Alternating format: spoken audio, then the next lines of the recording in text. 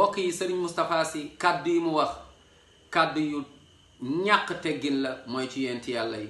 yàlla tagg yonent subhaana yonent yàlla Suleymaan ak yonent yàlla Daawud yàlla ne ñii ñu baax lañ, yàlla ne ñii ñu sell lañ, yàlla ñii ñu ragal yàlla lañ, yàlla ne ñii ñu dellu ci man lañ.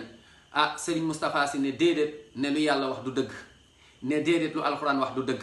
subhaanallah, ñun de gëm nañ ni te ci la ñuy jaamu yàlla, ci la ñuy dee, mooy que ni li yàlla wax moom mooy dëgg. képp ku juuyoog li yàlla wax li nga nekkul moom mooy dëgg. yow yaa nekk ci caaxaan, yow yaa nekk mooy lan mooy ci manipulation, yow yaa nekk lan mooy kan ci parparloo, yaa nekk ci réer, yow yaa nekk ci réer.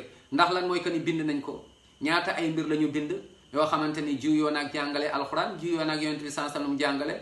jëlal exemple tey salaatul fatihi yonent bi sallallahu alayhi wasallam mosu ko wax, mosu ko jàngale, existé wul. salaatul fatihi existé wul mooy ci benn xadis bu yonent bi jàngale sallallahu alayhi wasallam. loolu ku bëgg nag day jël def waaw, waaye nag bul ko askanale yonent bi sallallahu alayhi wasallam ne moom moo ko wax, waxu ko.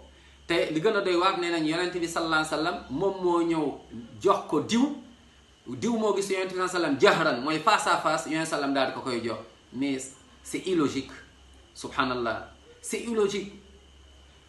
waaye tamit texte àndul ak moom. yonent bi sallallahu alayhi wasallam mësul wax salaatul fatiha, xamu ko. alquran existé wul di fatiha baqara banaas amu fa fu ñu ko bind. ci benn xadis boo xamante ne bu daif la existé wul. saxaaba yi yépp kenn mësu ko wax, saxaaba yi kenn mësu ko wax tàmmale ci